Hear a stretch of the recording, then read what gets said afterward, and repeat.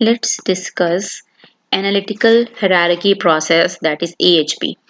AHP is basically used for decision making.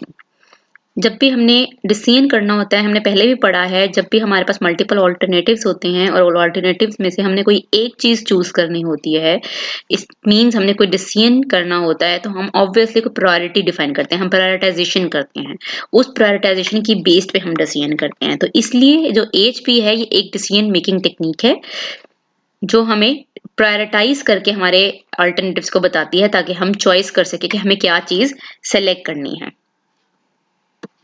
For example, अगर हम website की बात करते हैं तो हम उसमें देखते हैं कि हमारे पास डिफरेंट वेबसाइट पे विजिट्स होते हैं। अगर हम इम्प्लीमेंट करने जा रहे हैं विजिट्स को, तो हम कहते हैं visit B is cheaper than visit A, visit A is better than visit B. तो हम कौन सा विजिट यूज करें? तो यहाँ पे अब डिसीजन बनाना है कि एक विजिट बी है, एक विजिट ए है। विजिट बी सस्ता है लेकिन विजिट ए ज्यादा बेहतर है। अब हमें किस चीज की बेस पर डिसीजन करना है? हम प्रायोरिटाइज करते हैं अपनी रिक्वायरमेंट्स को, हमें क्वालिटी चाहिए या हमें कॉस्ट चाहिए कम करनी है। अगर हमें कॉस्ट रिड्यूस करनी है तो उस लिहाज से हम बी को प्रायोरिटाइज करेंगे, लेकिन अगर हमें क्वालिटी चाहिए तो फिर हम ए को प्रायोरिटाइज करेंगे। तो इस तरीके से हम अपनी प्रायोरिटी सेट करते हैं ताकि हम कोई फाइनल डिसीजन कर सकें कि हमें क्या चीज रिक्वायर्ड है। तो इसी तरह हमारे पास कुछ क्राइटेरियाज होते हैं और उन क्राइटेरियाज की बेस पे हम अपने ऑल्टरनेटिव्स को प्रायोरिटाइज करते हैं। ऑल्टरनेटिव्स का मतलब हमारे पास मल्टीपल चीजें, फॉर एग्जाम्पल आप बाजार जा रहे हैं, मोबाइल फोन खरीदना है। अब आपके पास बहुत सारे मोबाइल फोन हैं, तो आपकी कुछ रिक्वायरमेंट्स भी हैं, उन रिक्वायरमेंट्स के ऊपर भी उतरने वाले बहुत सारे मोबाइल फोन्स हैं। तो अब लेकिन आप सब तो नहीं खरीद सकते ना, आपने ऑब्वियसली कोई एक चूज करना है।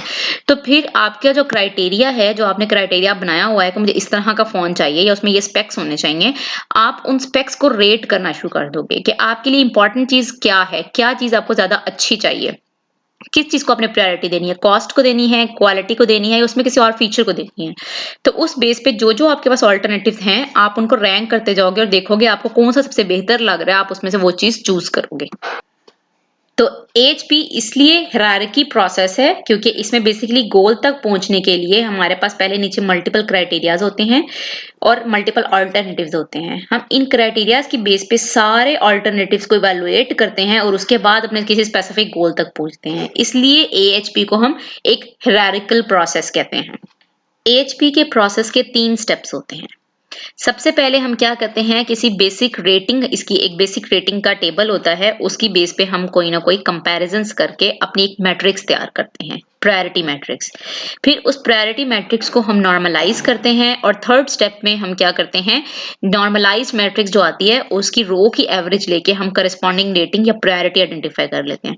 फिर जो प्रायोरिटी हमारे पास सबसे ज्यादा वैल्यू आ रही होती है वो प्रायोरिटी हाई पे रिक्वायरमेंट होती है। अब देखते हैं कि इसके अंदर काम कैसे होता है। फॉर एग्जाम्पल, स्टार्ट करते वक्त हमारे पास ये एक टेबल है, इसकी रेटिंग इस तरह से डिफाइन की जाती है कि इसके अंदर 1, 3, 5, 7, 9 ये हम नंबर यूज करते हैं फॉर डिफाइनिंग अ रेटिंग।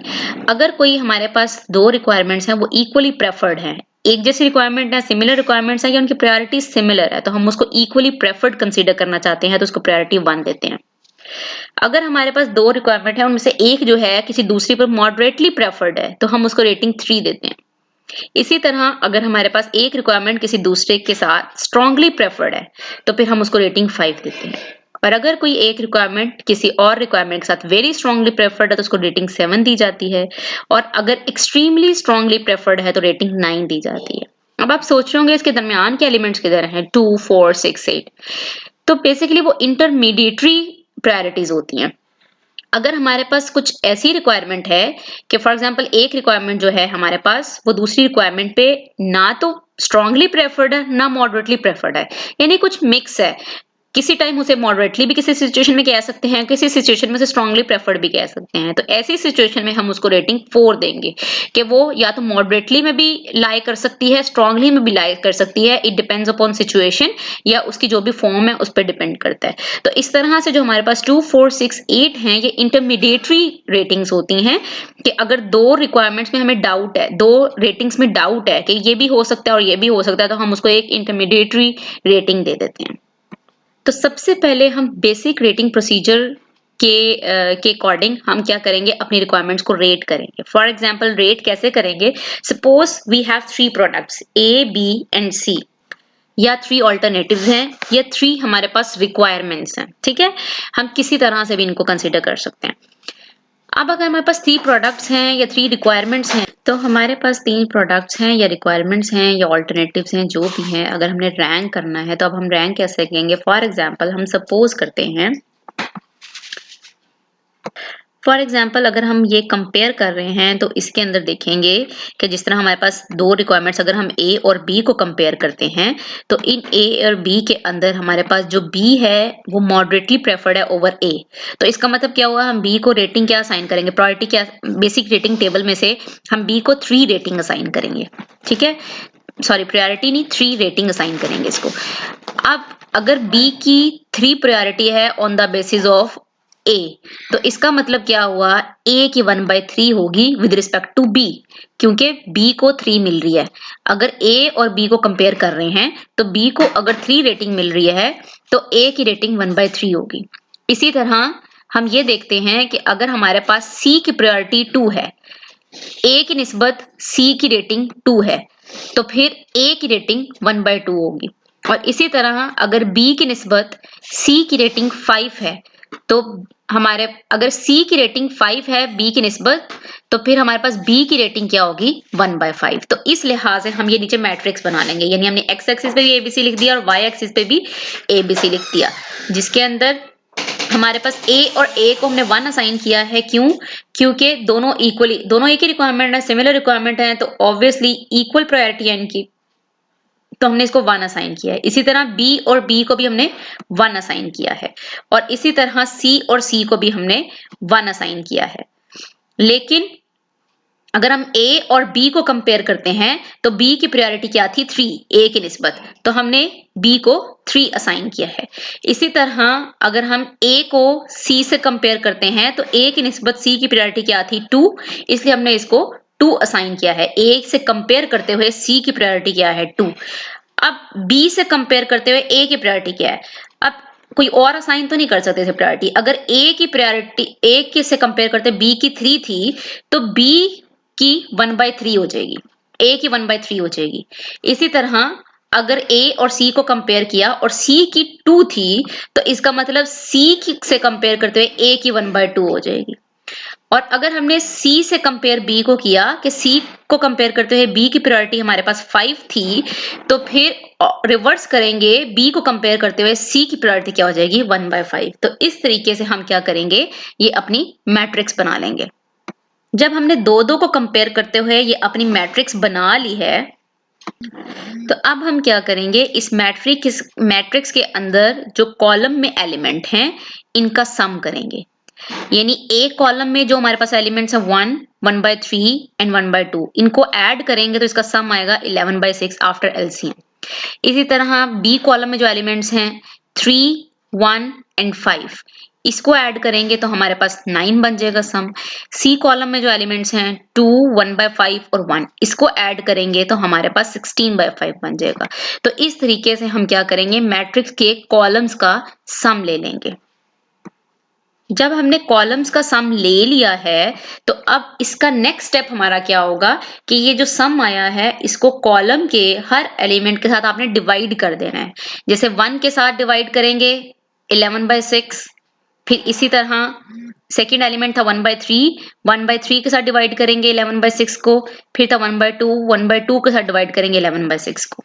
ठीक है, तो जब हमने इसको डिवाइड किया तो आंसर 6/11 आया। जब हमने 1/3 को 11/6 से डिवाइड किया तो आंसर 2/11 आया। जब 1/2 को 11/6 से डिवाइड किया तो आंसर 3/11 आया। इसी तरह कॉलम बी के अंदर हम करेंगे कि हमने कॉलम के हर एलिमेंट को हमने उसके सम के साथ डिवाइड कर देना है। 3 को डिवाइड किया 9 से 3/9, 1 को डिवाइड किया 9 से 1/9, 5 को डिवाइड किया 9 से 5/9। इसी तरह यहाँ पे हमारे पास 2 को डिवाइड किया हमने 16/5 से 5/8, 1/5 को डिवाइड किया 16/5 से 1/16, 11/6 को डिवाइड किया 16/5 से, तो हमारे पास 5/16।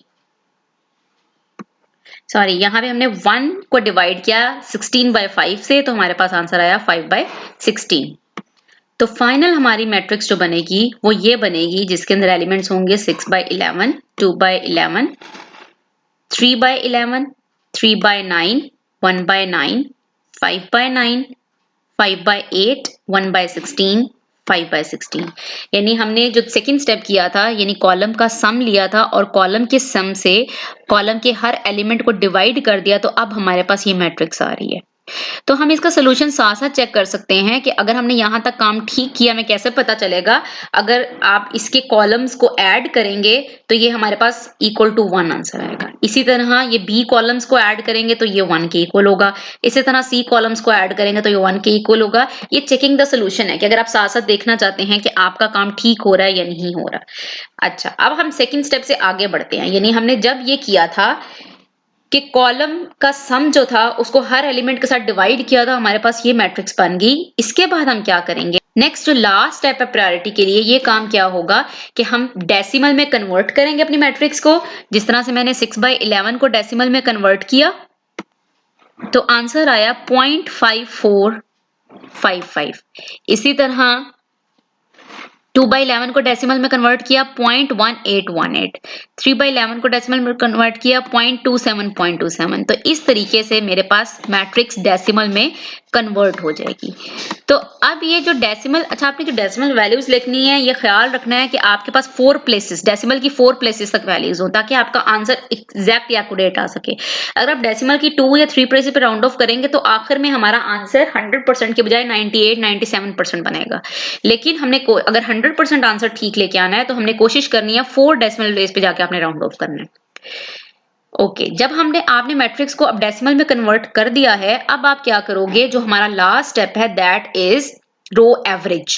अब आपने रो की एवरेज लेनी है। रो की एवरेज कैसे लेते हैं? ये जो आपके पास डेसिमल वैल्यूज आई हैं, इनको ऐड करें, रो की वैल्यूज को ऐड करेंगे और डिवाइड बाय 3 करेंगे।